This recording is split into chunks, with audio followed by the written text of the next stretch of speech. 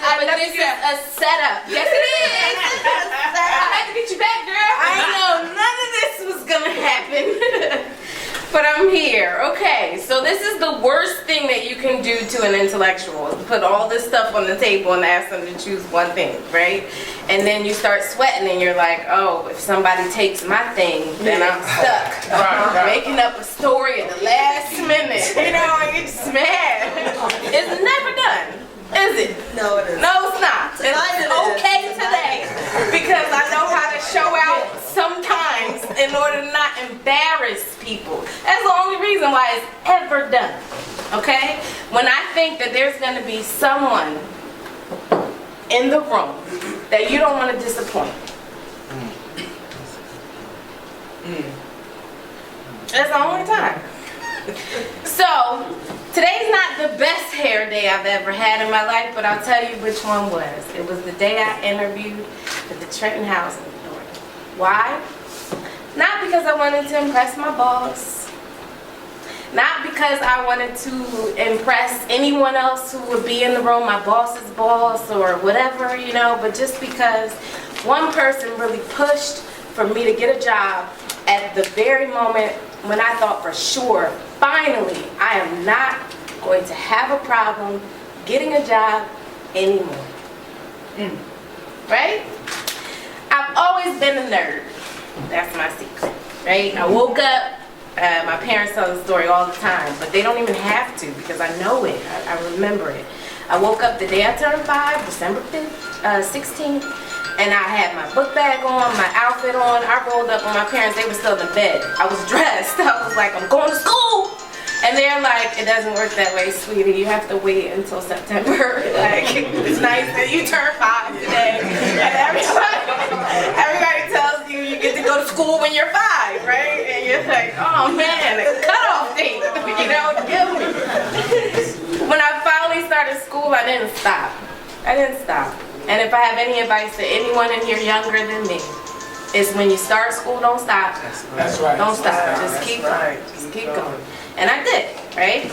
I did it despite a couple of obstacles. One was the fact that I couldn't start at 5. That was still just wrong, right? I'm still mad about it. I did it all the way up through 8th grade in Willingboro Public Schools, which is where I lived. And then I hit my first obstacle. My parents decided to take me from Willingboro and put me in Princeton Day School. And I was like, what is this? Like, I've never seen this many white people ever. I'm from Willingboro, you know what I mean? Y'all been there, right? I've never seen this many white people. I am poor, I thought, right? Comparatively. Comparatively, right? We were middle class. My mom was a state worker. My dad had all the education, but kept hitting that wall, right? And now I know exactly what it was, but when I was young, I couldn't understand it. But he did 2 tours in Nam. He came back. Then he went and got his degree. So he was behind, right? So, you know, you get your degree from Rutgers in biology, right? And you just kind of keep going. You hit your black man, and it's the 70s, right? My dad is old school, and he's disciplined and just purposed. So he kept rebuilding, despite the fact that he probably got laid off for this BS reason, and then he got laid off because he, you know, anyway. My mom was a state worker. My dad was frequently unemployed, but just a dreamer. You know, like he owned a soul food restaurant, Nostalgia's, and he did financial literacy counseling. He went back to school to get a degree in cytotechnology just so he could go get a job reading cancer cells, which he did in Syracuse. I mean, he did almost anything, you know. So first setback, PDS, and I'm like, I don't have as much money as they have, at least, right? My mom and my dad are fighting about this decision all the time because they can barely afford it. I'm not supposed to be here, right? But I kept going. I kept going. Gwen Reed. Does anyone here know Gwen Reed? Gwendolyn Reed from Spring Street? Yeah. Okay. So Gwendolyn Reed is the one lone black educator up at PDS that cared about black kids. Okay? And she cared about us deeply. So 8th grade, I told you where I'm at, 2nd semester, me and a group of black kids up at PDS God bless us. We're all mad we were poor, and everyone else who was black and went to PDS at the time was from Trenton, right? So we're going around and we're stealing out of people's backpacks, right? Because they would come to school with like $60, and I never even held $60 in my hand. You know, I barely have lunch money, and I'm not making excuses for it because I was dead wrong, and this is how I know, because I got caught. I got caught because I wasn't good at it, right? So I get caught, and I'm going to somebody's backpack. This woman comes around the corner, she sees me. So there's this huge, I mean, just imagine, you're at Princeton Day School, there's a talk around the campus, like we have this thieving ring going on, we don't know who's doing it, they're going in all these backpacks, you know what I mean? People get cleaned out in gym, right? And the reason why Gwen Ream matters, okay, and I know she would be mad for me even putting her in it, okay?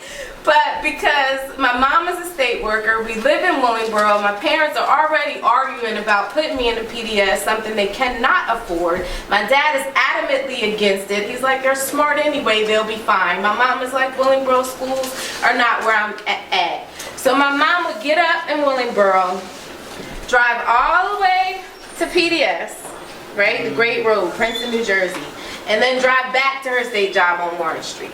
This is before 295 opened up. She's mad because she's got to pass Trenton, right? Go to PDS and bring us back. Okay, so this was my mom's story, and I don't know how I graduated, but I did.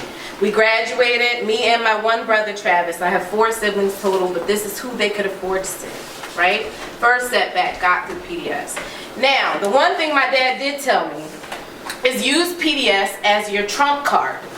Right? Anybody play cards, right? Use PDS as your trump card. So from there on, you just keep going. I left PDS, I graduated from PDS, I went straight to school. Most of us did, right? From PDS. I was fortunate enough to be accepted to an Ivy League university. Now just imagine, like now this is like, okay, you know, my mom is feeling some validation, right? She's like, you know, at least it was worth it, right? My daughter made it to an Ivy League school. I loved Penn. It was my first choice. I should have went to Rutgers because they were paying me everything plus, right? But I went anyway. My parents let me go to my first choice. Again, you know, they didn't. My dad didn't waver there. They were just proud, you know, like they were just really proud, right? I go to PDS freshman year, you know, I mean, I go to Penn freshman year, great. Sophomore year, great. Junior year, first of all, there was already one problem. Sorry, I'm so goofy. I told you, this is not for me. So there was already one problem. I had a boyfriend. Okay. I had a boyfriend. I'm not going to tell you who he was because this is Trenton. I love y'all, but, right? But I met him at a unlimited game, and my shorts were way too short, okay? And I had no business, really, right? But I met him and I just fell in love, right? Like he's you know, I met him the day before I left to go to Penn, right? So he taught me a lot of things. He's not a bad person. He's actually changing. God has him now, still, right? But at that time, we were in a bad place, like he and I. You know, like I was doing okay, he wasn't, which is sometimes difficult in relationships. I'm in an Ivy League school. He's got a Trenton High education, which is sometimes difficult, especially for women. In relationships, not because you're beating them over the head with it, but sometimes, unfortunately, it's the truth, right? Yeah. Okay, so junior year, I get pregnant. I am at University of Pennsylvania. I am already black. I'm already not well off. My parents are now, again, happier to be struggling to pay for me in my school, but still not doing great. You know, they haven't made it, you know, so they're like, how are you going to pay for a baby, right? I had my firstborn, Makai, in December of 2000, and that was my junior year. I remember being most nervous about telling my father. And then after that, telling my mom, even though I did it in opposite order. But I was most nervous, obviously, about telling my father. And third of all, my professor, Dr. Herman Beavers. And he gave me the best advice I could possibly have gotten. I had just gotten into this amazing program which took, kids that were interested, Black and Latino, interested in getting your PhD, and they taught you how to do it, and they walked you through the steps, they helped you with your applications. And we had this retreat, and I gotta go tell them on this retreat, by the way, I'm pregnant. Still believe in me, but by the way, I'm pregnant, right? So I do just that, and he's sitting in his rocking chair, and Dr. Beavers, I've, taken several classes with him. He's pushed for me to do this. My grammar is still awful. It was terrible then, right? I'm not even supposed to be really, I feel like, at this Ivy League school, like wasn't built for people like me, right? He said, okay, that's awesome, I support you, but where's your personal statement? In other words, keep going. And everybody was telling me something different. My mom was like, don't keep the baby because it's going to be awful for you. I'm telling you right now, I have 4 kids, do not do this, right? My, sister and my brother-in-law, and everybody's got an opinion. Yeah. Right? Because you were killing it. You were doing well, and now you're not anymore, right? So I had Makai, and we just kept going. And it's frightening to even think now how much work it took to just keep going. Like, people always think, oh, well, what does she know? She's a PhD, whatever, went to PDS, went to Penn, right? But it is hard work to have a baby your junior year and still go to grad school and just keep going. Like, that is work. You know what I mean? And I could not have done it, right? I could not have done it on my own. Say that much right now. So I have Makai. Now, junior year, okay, fine. Senior year, you gotta move off campus. You're no longer allowed to live in the dorm. It's your first apartment. My first apartment was a hole in the wall at 43rd and Walnut in Philly, but it was $750 a month, and we did it. We did it right there, me and Makai, right? So I'm on wherever he lived. I was struggling, arguing, had too much, was ready to leave, like, call me a cab, I'm out of here. And he grabbed me. He just grabbed me. That's all he did, right? He grabbed me by the arm and he said, you're not going anywhere, right? And I'm like, oh, sorry, I'm 6 months pregnant at this time. This is the first day, right? He grabbed me. So I said, you're crazy. I'm out of here. I'm out, And he's like, no, you're not. And he literally didn't let me leave, right? And all my stuff is upstairs, and I'm just trying to go, and he's blocking the doorway. And I'm like, this is not happening,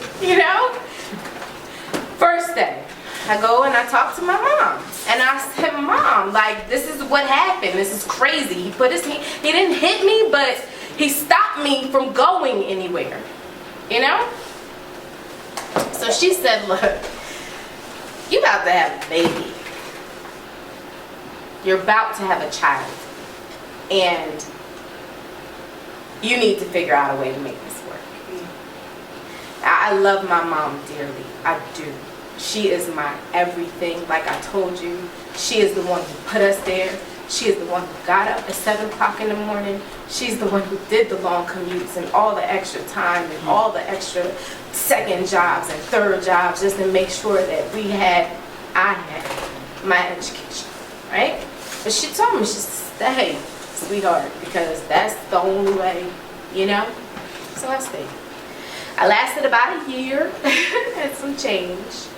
My most frightening night was on my campus, in my apartment, when, again, I didn't know, right? I just didn't know it was going to escalate that fast. I didn't know that the episodes could be that infrequent and you would still be in an abusive relationship, right? I just didn't know.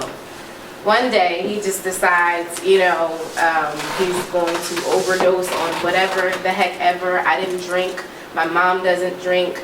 I didn't use any kind of drugs. I knew he smoked weed. I had no idea you could lace it with anything. I mean, I wasn't naive, but I just hadn't seen it. You know what I mean? So, that was the day that he decided to really just kind of take advantage, the whole thing, right? Cops, the whole thing. I blocked so much of it out that this is what I remember, and I'm gonna be honest. I've said it recently. I can say it again. A torn sweatshirt, right? I remember looking at my son, who's now a year and some change, right? And he grabbed him out the crib, and he was holding him by his ankle. He was upside down, and I was just worried. So I swear that's why I blocked it out. People always say you block out getting raped, whatever. You know, they always say that, but I was looking at my kid. Like,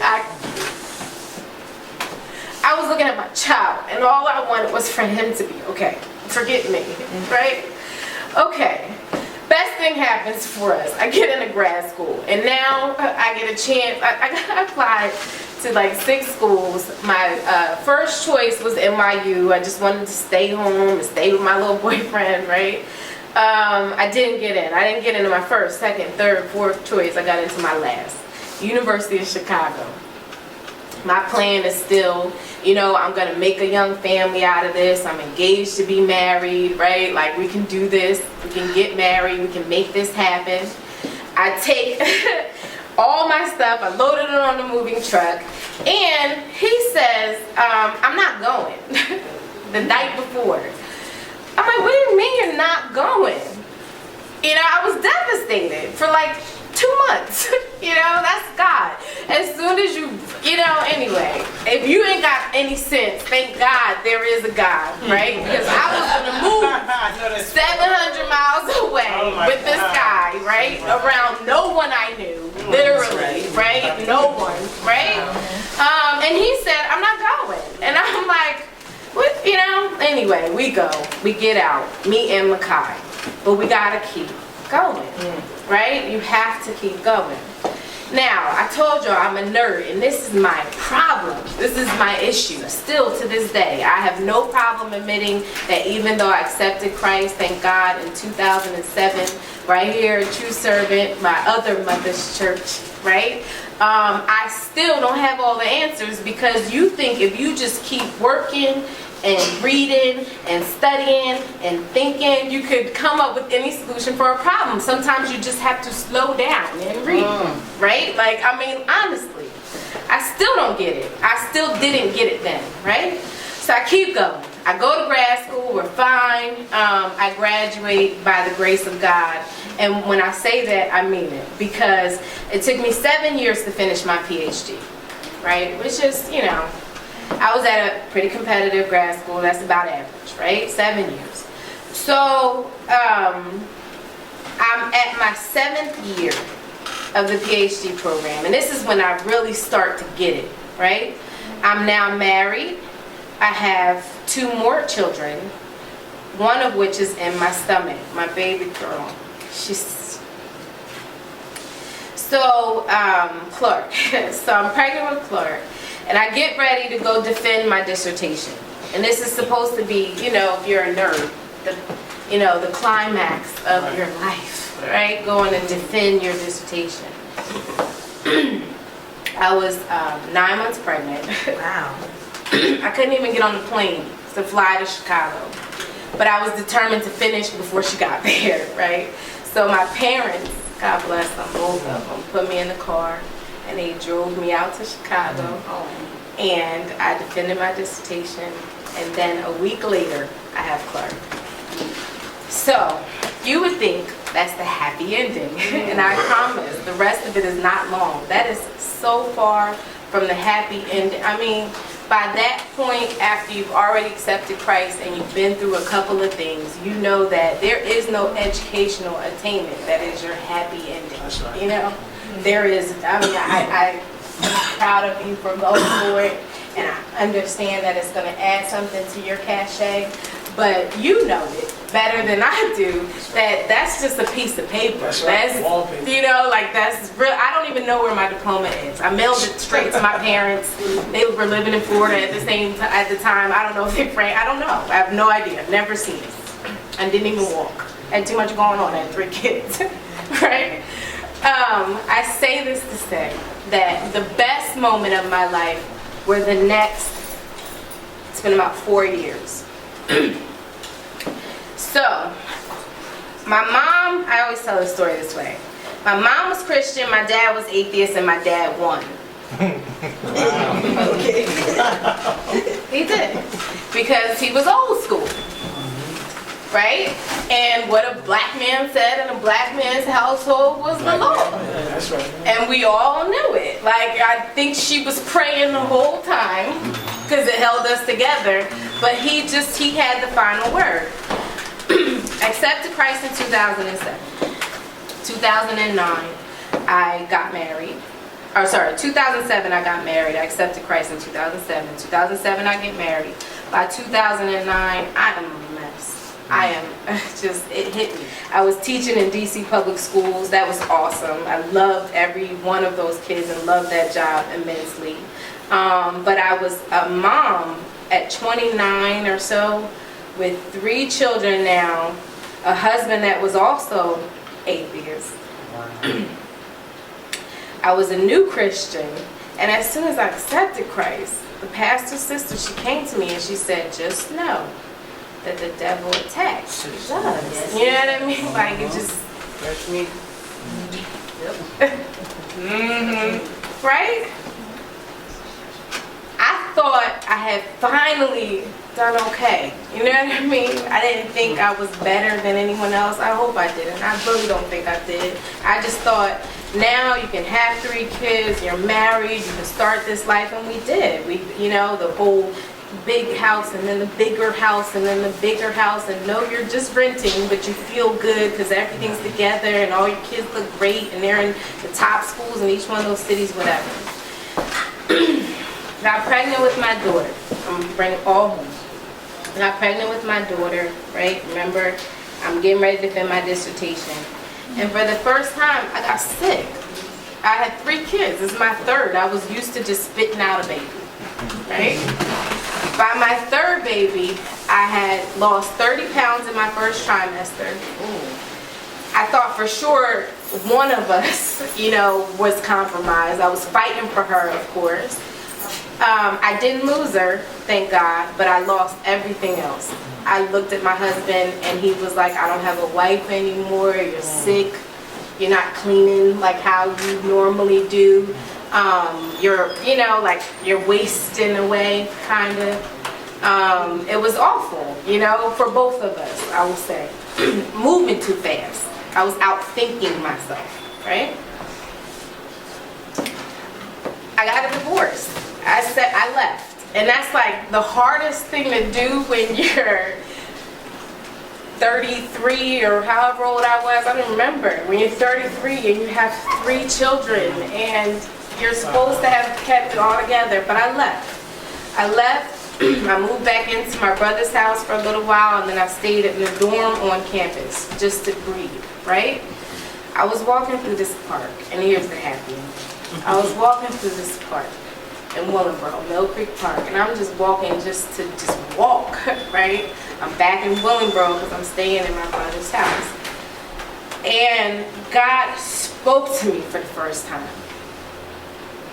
I know I felt him before because, like I told you, I accepted Christ. You know, I took that walk. I got up out my seat and walked down. I remember shaking. I felt him before, but I never heard him before. And he said, just stand. Just stand. Just stand. I had to wait on everything. I had to wait on jobs. I was on unemployment for a whole year. Just imagine, you know, you got your PhD and you're applying. I was applying my tail off. It didn't matter. I didn't have one, right? I had to wait on jobs. I had to wait on a new relationship, obviously. I had to wait on this, wait on that. And I just stood. I thought I grew up somewhat poor. I was broke. I couldn't really feed all of us. I couldn't. And I know that like how dare you even cry? Because baby girl, who are you to go through anything? But it's hard when you are like trying to feed your children and you can't. So I had to rebuild. Just stand, just stand, just stand. And someone fought for me because they knew I didn't have anything. They knew it. They saw you trying to pretend, you know what I mean? They saw you at the West End looking like you could save somebody else's child, right? They saw you out in the world, but they knew, oh no, she ain't got nothing. My mom, my spiritual mom, she said, I'm gonna give this girl a job. Best hair day of my life. I walked in, I'm like, where do you even go to get your hair done, right? I found the one T-ball mom, I'm T-ball commissioner at West End. I found the one T-ball mom whose hair is always laid. She's from here. I'll drop her name, Chanel. And I was like, I want to go where Chanel goes, right? So I walked up to her. She said, go to Felicia. She's right at a touch of whatever, right across from the Marriott. Go to her, right? Get your hair done. I got the job. I got the job. I had it for 1 year, this past year. And it was the greatest blessing ever. It taught me that, like, if you really do just buckle down and you start to fellowship and you care a lot less about who likes you, who thinks you're cute, who this, who that, you care a lot less about, you know, what you have on, whether or not your hair is done, and you just put everything that is under your head, under your hair, right, to work, then you can do some remarkable things. You know, you put your ego aside. You say, oh, well, whatever. They think you don't know nothing. You're from Trenton, you know, like, what do you know? You find whoever will listen. You empower them to do some things. I swear to you, I know one thing only about the Bible. That's it. I grew up atheist. I didn't read it. I know one thing about it. If I had only read that book, cover to cover, I would know more than every book I've ever read in my life. Wow. And I've been reading them straight since kindergarten. Cover to cover, loving everything about books. But if my dad, my mom, anybody just said, I want you to read this one first, that one, then I would have known, right? That, you know, there's Nehemiah and you can build cities. There's Martha and Mary, and there's a lot different between running around being busy versus sitting at somebody's feet. I would know all the things I'm learning now, right? Thanks to my mom. And thanks to that job. And thanks to that experience. And that's it.